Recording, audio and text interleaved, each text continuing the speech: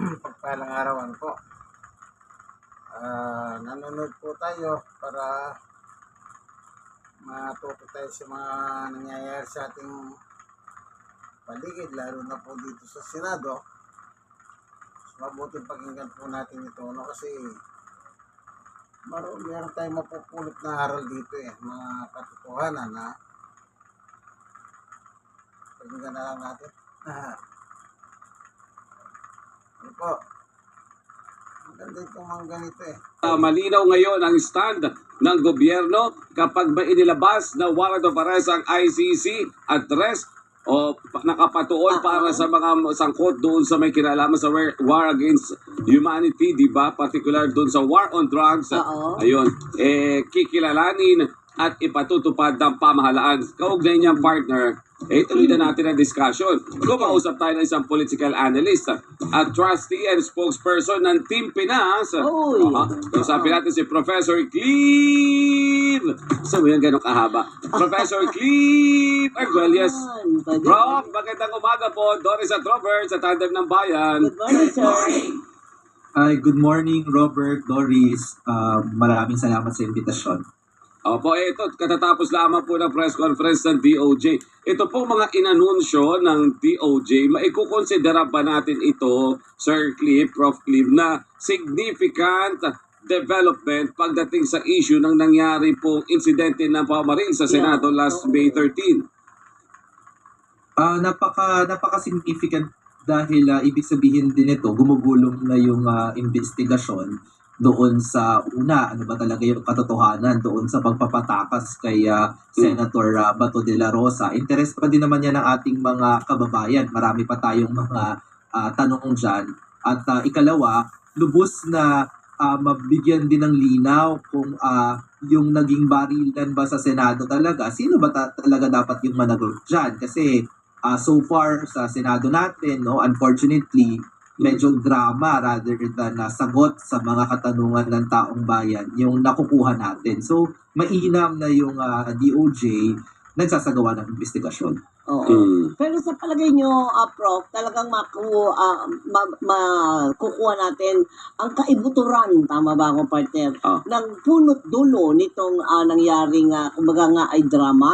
Kasi parang, siyempre, ang stand ngayon ng mga ibang senador, takipan tayo. Hindi ko sasabihin to, huwag mo sasabihin yan. Yun ang lumalabas. Yun siguro yung pangamba natin na dahil sa mga ganitong investigasyon kasi very crucial yung cooperation ng mga inimbestigahan, di ba? At ang expectation natin dito, maaaring hindi mag-cooperate ng willfully, no, or voluntarily yung Senado. Halimbawa na lamang yung CCTV footage, di ba? Kasi may allegation na yung ilang mga miyembro ng Senado na lies daw yung kumakalat na CCTV na nakita natin na wala namang binabaril si Senate Sergeant at Arms, no? Empty yung hallway kung saan siya nagpaputok, di ba? Yung mga ganyang klaseng dokumento, mga ebidensya, kung hindi sila magko-cooperate, mapapahirap yung trabaho ng DOJ. Pero siguro hindi naman bago sa DOJ na merong party doon sa investigation na hindi fully nakikipag-cooperate. So magagawan siguro yan ang paraan. Opo. Professor, pagdating sa Senado kahapon, nagka-initan na naman ang diskusyon. Pero hindi sa panukalang batas, kundi doon sa video na ginamit ni Senator Amy. At isa doon sa mga naging sentro ng usapin, ang sabi po ng mga senador, particular kay Senator Risa kung narinig ito, ganito na ba kababa ang diskusyon ng Senado? Ang sinasabi nila masyado nang nahatak pababa yung kredibilidad, yung institusyon ng Senado, integridad, simula po na mangyari yung barilan at simula nang maupo ang current leadership ng Senado. At ang sinasabi, kailangan natin ng fresh start, sabi ni Senator Alan Peter kahapon. Anong fresh start? Hindi pa nga ako nag-uumpisa, fresh start kayo agad, sabi niya doon sa floor kahapon. Sa mga ganitong klaseng diskusyon, may kukonsidera ba natin na lahat sila naging contributory factor? Bakit ganyan na lang kababa yung tingin ng publiko sa kanila? Talaga, no? Grabe, parang ayaw tayong pagpahingahin ng mga senador natin. Linggo-linggo na lang may bagong drama. Ang hirap na ng buhay. Nakikidagdag talaga sila, nakikisali sila, no? I think yung nakikita natin sa Senado ngayon, no, linggo-linggo, talagang hindi nakakagulat kung marami sa ating mga kababayan ang sentimiento ay kagaya ng sinasabi ni Senator Risa Ontiveros na ang bumababa yung pagtingin sa Senado kasi mataas no, may ang mga senador talagang kapit-kapitagan dati, 'di ba? Ngayon, halimbawa si Senator Amy Marcos, 'di ba? Kinall out siya ng kanyang mga kapwa senador dahil hindi man naman talaga dapat ginagamit yung Senate plenary, yung session hall, no, para sa mga ganong klaseng mga conspiracy video, no, o talagang fake news, no. Sabi din ni Senator Raffy Tulfo, how shout, 'di ba? May sinabi din si Senator Ping nung nakaraan na baka yung Senado pa nga ang kinakakitaan ngayon talaga puro pamumulitika. And I think maraming mga kababayan natin na ganyan din yung pagtingin. So safe to say na hindi lang si Senator Risa Ontiveros yung nakakakita ng ganyan. Okay. Klaro ko lang, partner. May session pa ba ang Senado? Oo, meron pa silang. Kaya kahapon sa session yun mismo ipinalabas during the privilege speech ng Kaya Senator ko yung Amy. tinanong, partner. Gusto ko malaman kay Professor Steve. Mayroon bang karapatan na mabigyan ng sampina or arrest warrant itong mga senador habang nandoon sa may session sila? Ang atin pong saligang batas nagsasabi na yan ay kapag more than 6 years yung pinapataw na penalty para doon sa krimen na sila po ay maaaring masakdal, wala pong immunity yung ating mga senador.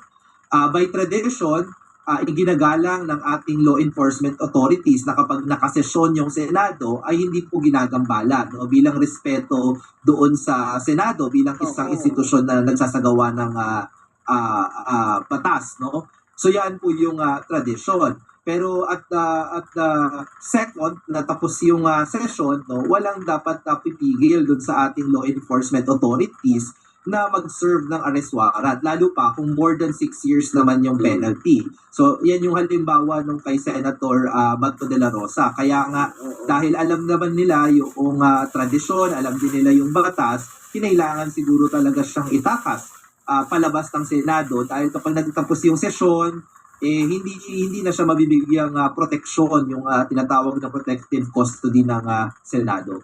Professor, kahapon ang sabi ng Senate leadership ni Senator Alan Peter Cayetano, walang mga 11 sa 13. Walang konsehan? Oo, sa 13.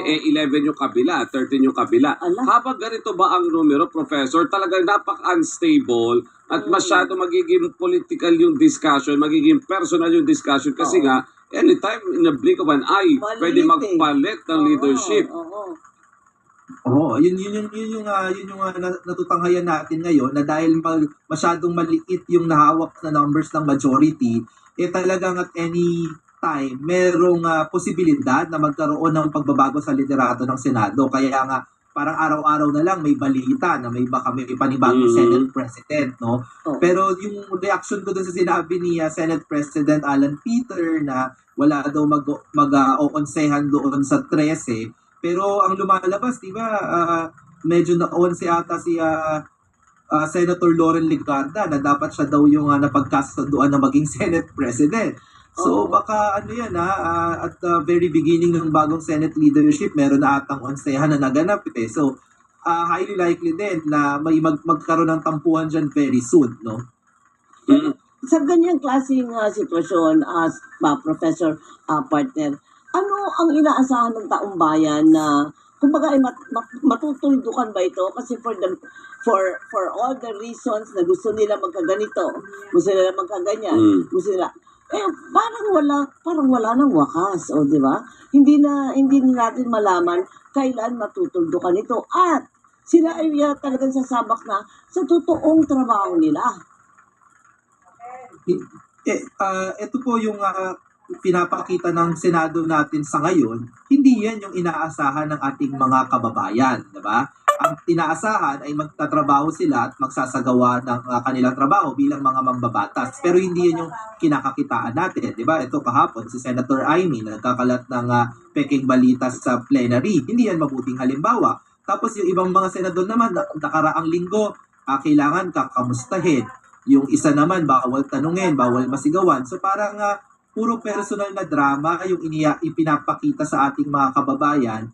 Very disappointing, no? And I think I just don't speak for myself here, no? Kahit nga mga business groups ngayon, at usually mga business groups, hindi naman yan gusto nakikisaw-saw sa politika. But you have the Makati Business Club, the Management Association of the Philippines, naglabas ng mga public statements na kahit mismo sila, concerned na doon sa integridad at trabaho sa loob ng Senado. So I think marami sa atin talaga yung disappointed sa nangyayari ngayon with the Senate majority, with the Senate leadership, at kagaya nga ng nabanggit niya Senate President Alan Peter, baka talagang kailangan ng fresh start, no? Baka kailangan para magbago naman yung pagtingin ng ating mga kababayan doon po sa Senado. Alright. Opo. Last na lang, sir, how crucial na dapat kung plano nilang 11? Ayun. Itong 11 na to na plano nilang palitan yung leadership, kasi partner, magsisinid the adjournment na. Sa SONA na ulit sila magbabalik. So dapat this week or next week magawa nila yun, Sir Prof. Tama? Oo, dapat magawa sa lalong madaling panahon. O pwede din naman, bago mag-convene para dun sa SONA, meron din naman tayong precedent na ganyan na surprise, di ba? Na nung kinonvene yung session para sa joint session ng Congress para sa SONA, biglang nagkaroon ng palitan sa House, di ba? So pwede din naman gawin yan sa Senado. Nakikita ko ngayon, naka-charm offensive ang kampanya ni Senator Win Gatchalian, di ba? Parang ang kanyang mga kasama sa minority, may kanya-kanyang pamamaraan ng pag-endorso kung bakit daw si Senator Win Gatchalian ay mainam na maging panibagong Senate President. Mukhang on the offensive sila. At titignan natin kung madadala ba nila talaga yan sa panibagong Senate President bago o during the session pagka magsusona na. Yan po ang ating aabangan. Diba? Yes. At kapag nangyari yan, kakausapin ulit natin si Prof. kung saan papunta ang Senado pagdating naman dyan. Prof, maraming salamat po. Thank you, sir. So, nakita niyo po yung paliwanag. Napakaganda po mga paliwanag Kaya pala kung titignan mo, kaya pala na nila tumakas. Kasi pag natapos nga naman ang session, pwede na pala kunin siya. At walang magagawa pala sila. Kasi nga, yung below 6 years ang penalty, pwede na siya kunin. Talagang naisahan ko ni Cayetano ang taong bayan, naloko niya. Pakinggan nga natin si NBI kung paano nagsinungaling ito si Cayetano. Saan na kayo pumunta ng Biyernes? Sa kinabukasan ng Sabado, magkikita tayo sa Jack Nine. Pakinggan natin si May 4 pang arrest warrant mula sa ICC ang lalabas anumang araw mula ngayon.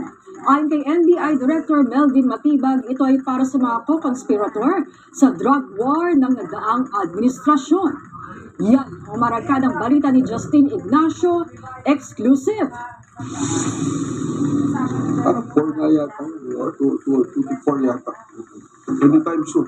Habang patuloy ang paghahanap sa pugante na si Senator Ronald Bato de la Rosa, ibinunyag ng National Bureau of Investigation na may 4 na co-conspirators pa ang mai-issuehan ng ICC warrant. Ito ang kinumpirma ni NBI Director Attorney Melvin Matibag sa eksklusibong panayam ng PRTV News.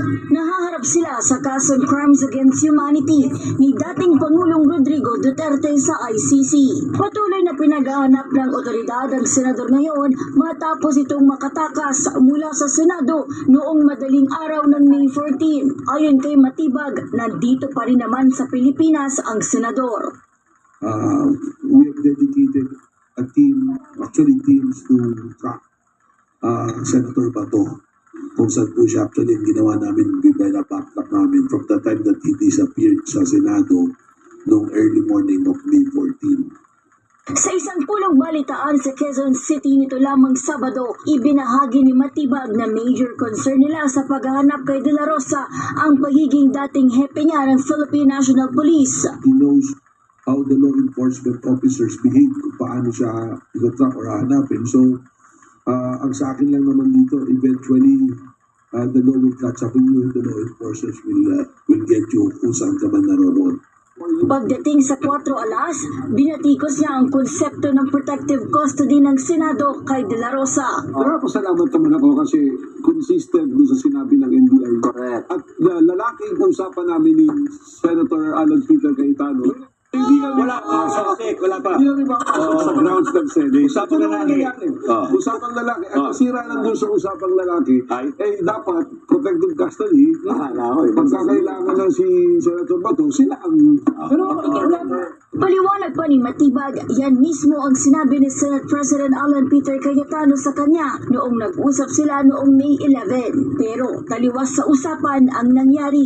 So, ang nangyari, ganun, protective custody, bago may definition, hindi pwedeng hulihin, pero pwede patakasan.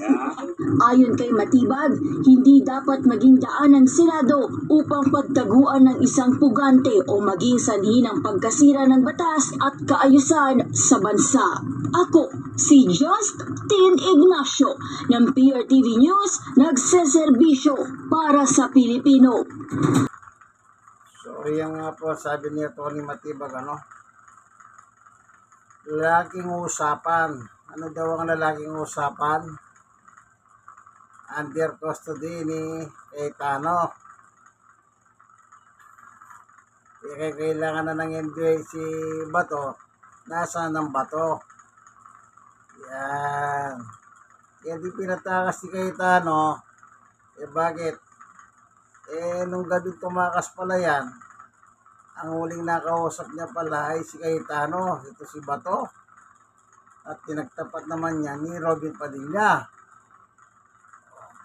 Siguro pinag-usapan niya, pansamantala binigyan kitang custody, pero pag wala na session, pwede kang kunin. Kaya umalis ka na lang. Kaya nagbabadaling umalis. At sinamahan ni Padilla. Sabagay, doon pa sinasabi ni Padilla, kung ulihin daw si Bato, isama daw siya. Yung mga kayabangan na yan, nagbubungan di magandang impresyon sa mga tao yan eh. O di ba sabi ni Bato nung wala pa yung warrant? Make my day. Mr. Trillanes, go ahead. Gusto mo ikaw pa magposa sa akin eh, sabi niya.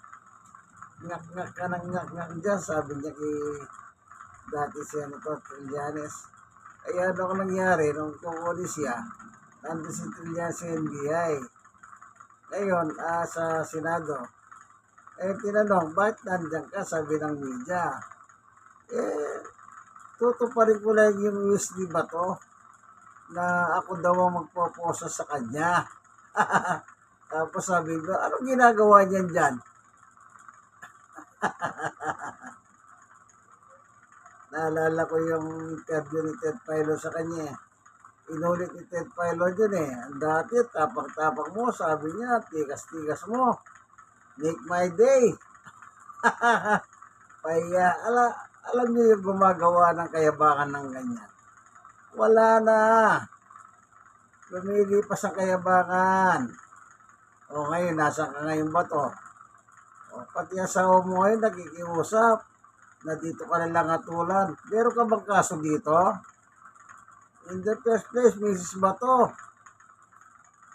wala pong kaso ang asawa mo dito sa Pilipinas kasi patay ang hustisya sa panahon nila ni Duterte. Yan ang sinasabi ng Supreme Court. Bakit? Yung bang biktima, hindi ba nila kailangan ng Supreme Court? Kaya po na-deny yung TRO inihiling ng iyong mahal na asawa, Mrs. Bato. Kaya na-deny. Maganda niya, kausapin mo ng asawa mo, magpakalalaki na lang siya. Total, malaking lalaki naman, ang laki ng katawan eh. Batong-bato eh. Pakalalaki siya. Harapin niya ang kanyang ginawang pagpatay sa inyo pong mga kababayan Pilipino. Pumapatay ang asawa mo eh. Yan ang problema sa inyo eh. Kala nyo siguro yung inyong kasikatan nung araw, ang inyong kayabangan nung araw, hindi na magwawakas. Hindi po pwede yun. Lahat ng anumang gawa ng tao, may katapusan po yan. Para pelikula yan. Mayroong ending. Hindi po pwede panay-panay pelikula na lang yan. O ba to? Anong gusto mo? Track and field uli? Pagbutihin mo. O kaya larong bata na ano naman. Tagu-taguan. Yan.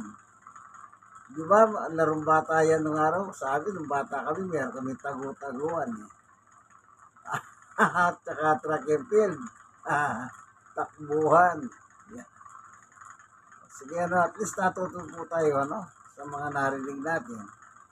Patungkol sa warrant of arrest ni Senator Bato ng Davao City na lista ni Aplaska, yung Sergeant at Arms ng Senado, na unang bumaril. Yari ka, Aplaska. Wala ka naman kabarilan, ba't ka magpaputok ng baril? Sabi mo, warning shot. Bakit? Sino wina-warningan shot mo? Wala namang kalaban doon nagsisinungaling na kayo. Pareho kayo ng amo mo, si Cayetano. Meron daw silang usapan ni Atty. Matibag na usapang lalaki. Ngayon nabago. Pagtakas naman pala. Sige po.